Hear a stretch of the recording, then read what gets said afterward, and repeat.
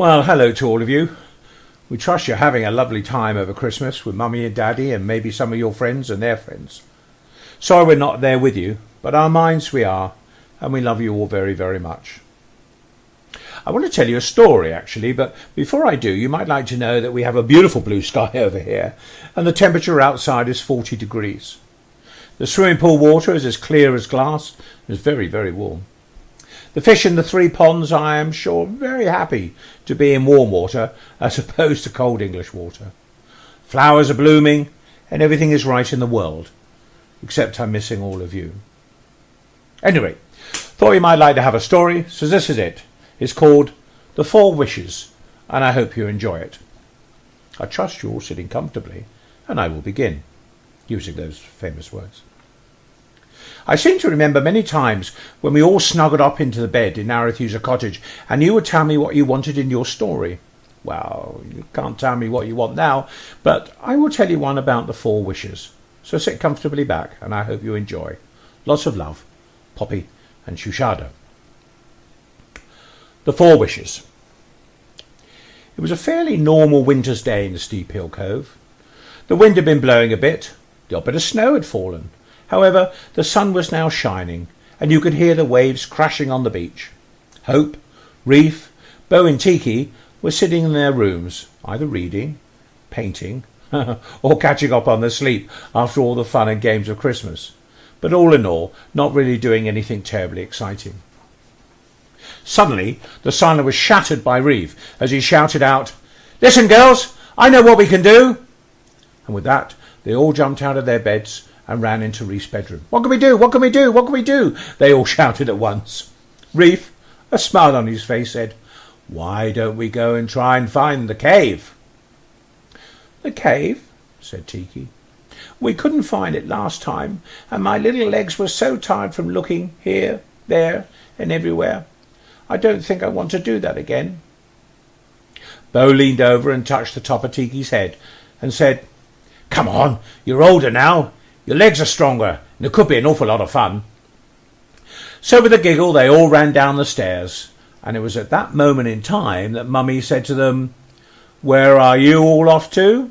with a bit of a smile on her face. Well, Daddy was sitting there as well, reading the newspaper. He'd been out fishing for many hours and had caught many fish, lobsters and crabs.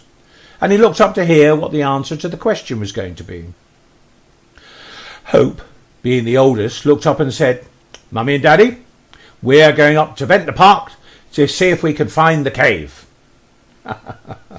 Daddy gave a bit of a chuckle and tried to hide it with his hand over his mouth. Mummy looked a little bit surprised and she said, "You and your cave.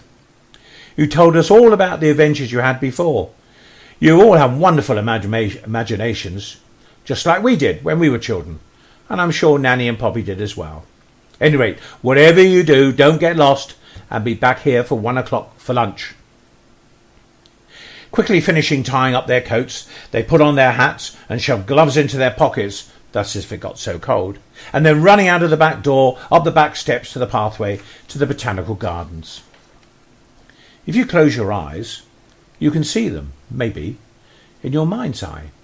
There was Bo in the front, then Reef, then Tiki, and Hope following up in the rear, all giggling and laughing as they tried to be first to the top of the cove. Well, at the end of the day, it was Reef who reached the top first, quickly followed by Bo, Hope, and last but not least, Tiki, who said, "My legs are tired already." They all laughed. It wasn't long before they were in the park, running around the bushes, trying to find the entrance to the cave.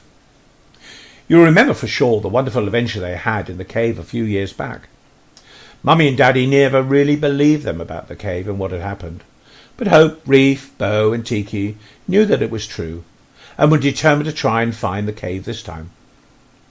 They had looked a few times before but never found it, but they were sure it was still there. They'd been looking for about 10 minutes when Tiki looked up and said, "My little legs are getting very, very tired again." And Bo said, "What we need is Tinkerbell." "If Tinkerbell was here," said Bo, "she would find it for us." And they all laughed and giggled, remembering the wonderful time they'd had with Tinkerbell and the fairy friends in Arethusa Cottage. Hope said, "It might be a good idea if we all shouted out Tinkerbell And that they did, and within a matter of, well, you might say a split second, in front of them on a branch of a tree was Tinker Bell. Smiling, of course, as she always seemed to be smiling. "Are you off on another adventure?" she asked. "While I think about it," said Tinker Bell, "the Fairy Queen sends her love to you all, and will never forget how kind and helpful you were to her and the other fairies when they had that problem with those horrible, nasty rats. And I'm sure you'll be pleased to know that they never came back, and everybody's living very happily in Fairyland." Bo went up to the tree and reached up with her hand, and Tinker Bell flew down onto her hand, and Bo said, "Please give our love and best wishes to the Fairy Queen. We had such a wonderful time with you and the Queen and all her friends, and we will never forget it." Hope said, "Maybe we can come again and visit you all one day." "That would be wonderful," said Tinker Bell. Reef said, "We did tell Mummy and Daddy about our adventures, but they just smiled, and I really don't think they believed this. But never mind, we all know what happened was true." Tinker Bell asked, "How can I help you all now?" Reef said, "Well, we're trying to find the cave." And Tinker Bell said, "Oh, I know the cave you went into and had a wonderful adventure in the last time. Of course I will help you find it." After saying that, she took flight and landed on Tiki's shoulder and said, "Follow me, all of you." She started to fly round the bushes, behind the trees, up the hill, till they came to a holly bush. "Wow," said Hope. "Never thought of looking in the holly bush." Sure enough, when they parted the very prickly branches of the holly bush, there was the entrance to the cave. Tinker Bell said, as they started to go into the cave, "You all be very careful." Reef said, "Not to worry. I will look after my sisters, as I love them all very much." And Hope went up and cuddled him and said, "We know that, and we love you all too." It was about at that point that Reef's face took on a bit of a pinky colour.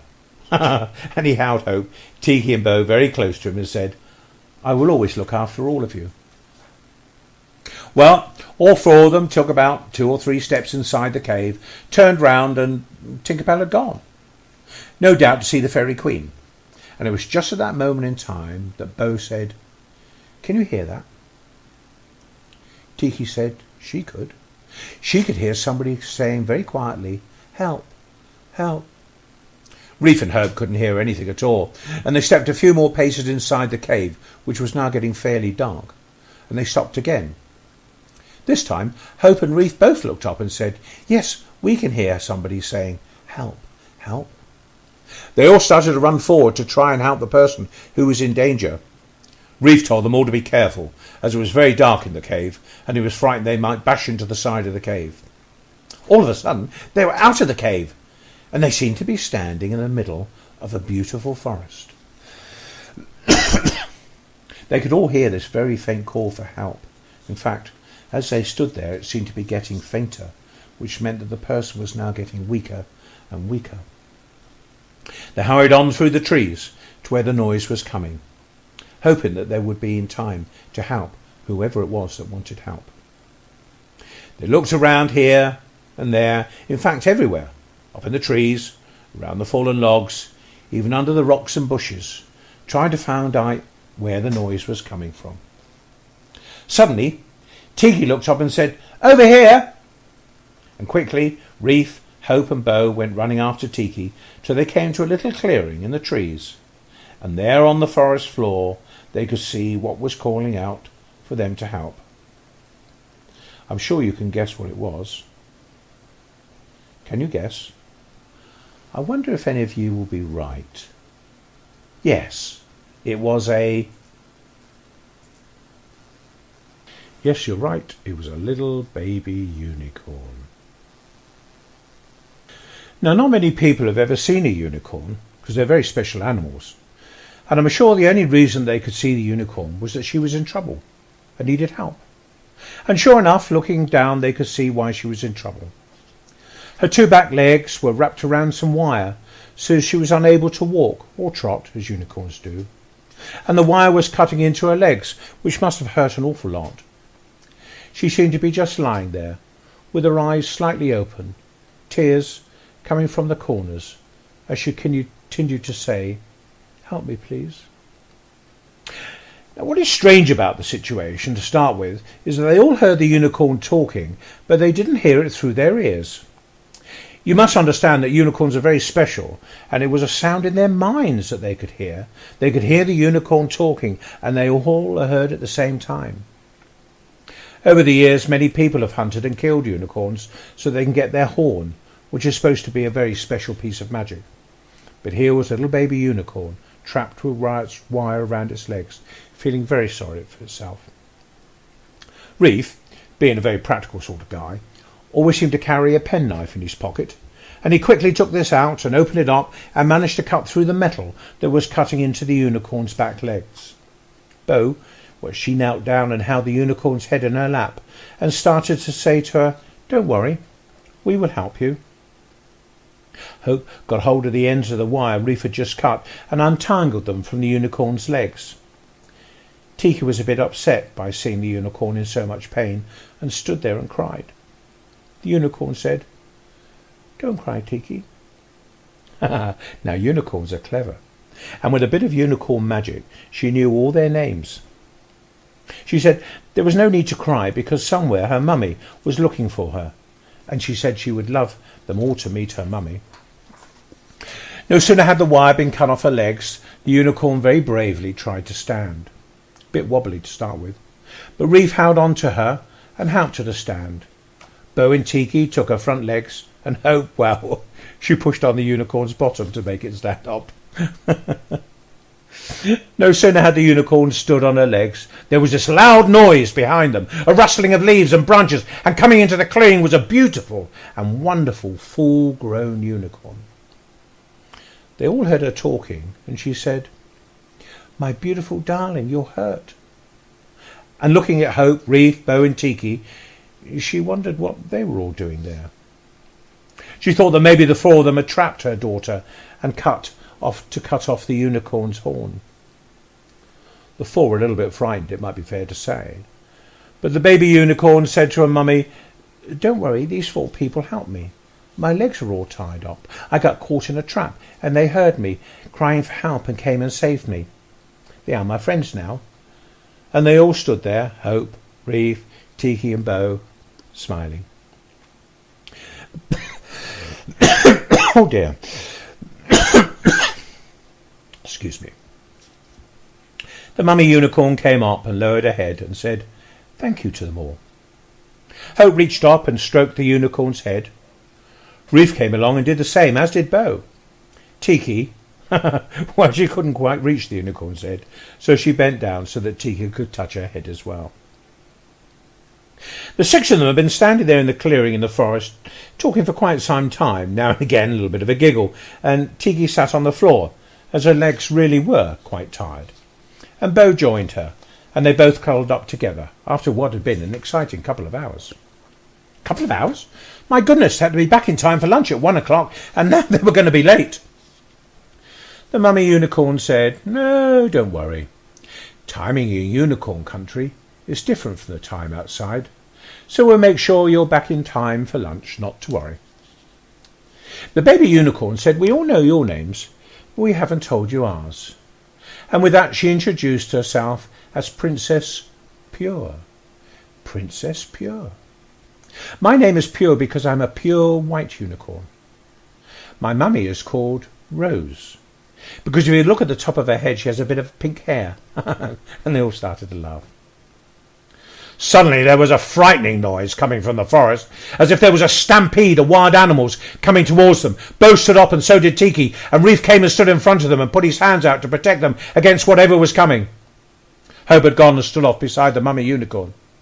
Oh, it was a frightening couple of minutes. The noise got louder and louder, and suddenly, bursting through the trees, came a very large white unicorn, followed closely behind were 14 other unicorns, all charging through the forest. They came to a halt just a few feet in front of the baby unicorn. The mummy unicorn said to the big white silvery unicorn, "What do you think you're doing, charging through the forest like that? If Pure was on the ground in front of you, you would not have seen her, and you've been unable to stop and you could have hurt her."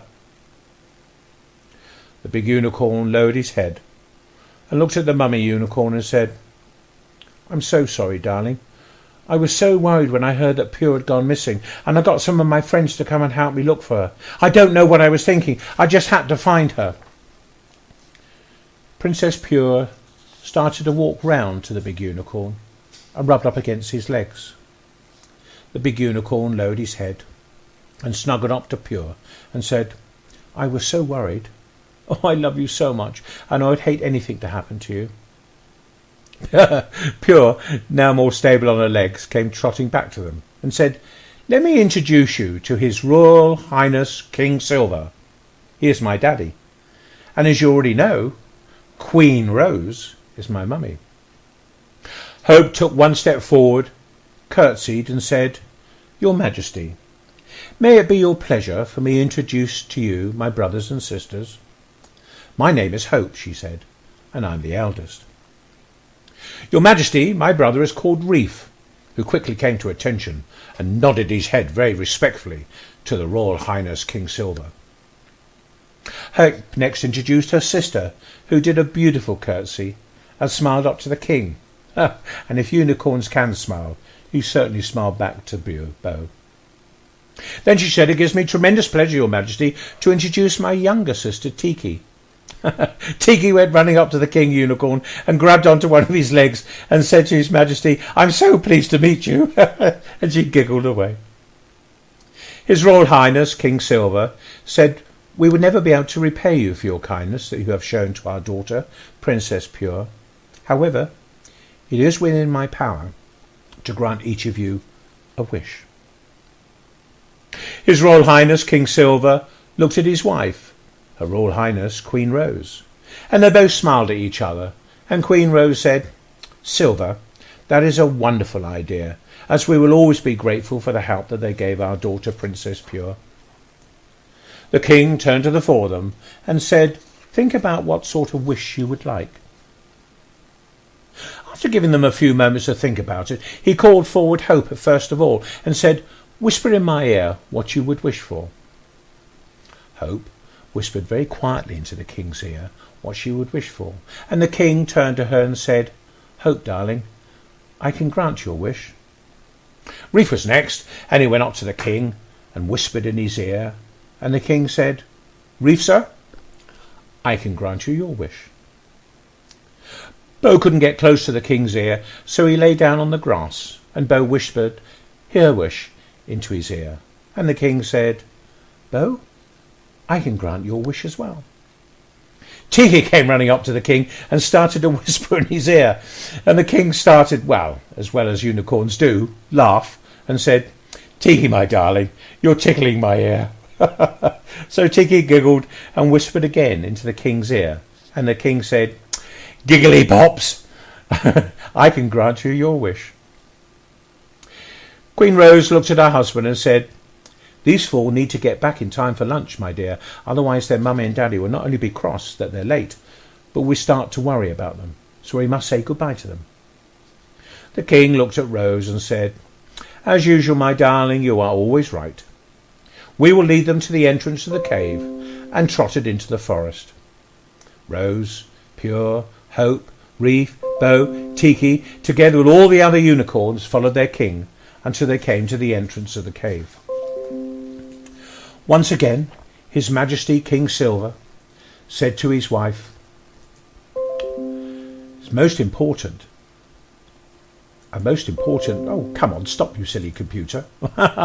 And most importantly, Princess Pure said thank you very much to the four of them for rescuing her in such a terrible situation. All the other unicorns made noises as if they were cheering, and the four intrepid youngsters entered the cave, turned and waved their hands, and within a matter of seconds were standing outside the holly bush in the botanical gardens. It seemed they'd been in unicorn country for many hours. In fact, by unicorn standards they had. But when Reef looked at his watch, he realised it was now 12:55, 5 minutes to 1, so they set off on a run through the botanical gardens, down the pathway into the house. Mummy and Daddy looked up as they came into the house, and they were all breathing deeply from running so fast. And they all started speaking at once. We've had a tremendous time. We eventually found the cave, and you wouldn't believe that we even met unicorns. All Mummy said, You must tell us all about it later. Sit down and have your lunch. After lunch, Mummy and Daddy sat down in the lounge and said to the four of them, "Come on, tell us your story." Again, they all seemed to be talking at the same time, and Mummy said, "Come on, one at a time." Tiki said, "I want to go first, I want to go first." And she started to tell them what had happened. When Tiki finished, Bo told them some other things that had happened, and so did Reef and Hope. Mummy and Daddy sat there on the settee, cuddling up, both with smiles on their faces, and said, "What wonderful imaginations you four have got." Hope said, "It's true, Mummy. We found the cave. We rescued a baby unicorn called Princess Pure. We met Her Majesty Queen Rose and His Royal Highness Majesty Silver." She told them they had also seen Tinkerbell as well. She told them that the King Unicorn granted them each a wish for rescuing and helping his daughter Princess Pure. They all whispered into the King's ear what they would wish for, and the King had said that he would grant their wishes. Daddy looked up and said to Reef, "All right, if that's right, you tell us what you wished for, and when it comes true, we will know that it was not a story, but actually happened to you all." Mummy said, "And you, Hope, Bo and Tiki, you tell us what you wished for, and then when your wishes come true, we'll know that it was not a story." Bo looked at Mummy and Daddy, and then looked at her two sisters and her brother and said, "You know as well as I do, if you tell people what you wished for, they never come true." For a few moments nobody seemed to say anything, and then they all burst out laughing. Mummy said, "Well, we'll have to say for you four, you seem to have wonderful adventures." Well, Hope, Reef, Bo and Tiki, I trust you enjoyed the story of the four wishes. And I hope you have the rest of a very happy Christmas. Oh, what was that you said? Oh, you'd like to know what they all wished for from His Royal Majesty Silver that he said he would grant. Well, let me tell you. This is what each of them wished for. Sorry, can't tell you what they wished for. Otherwise their wishes wouldn't come true, would they? Oh, and yes, Bo, I am crying. Love you all. Poppy.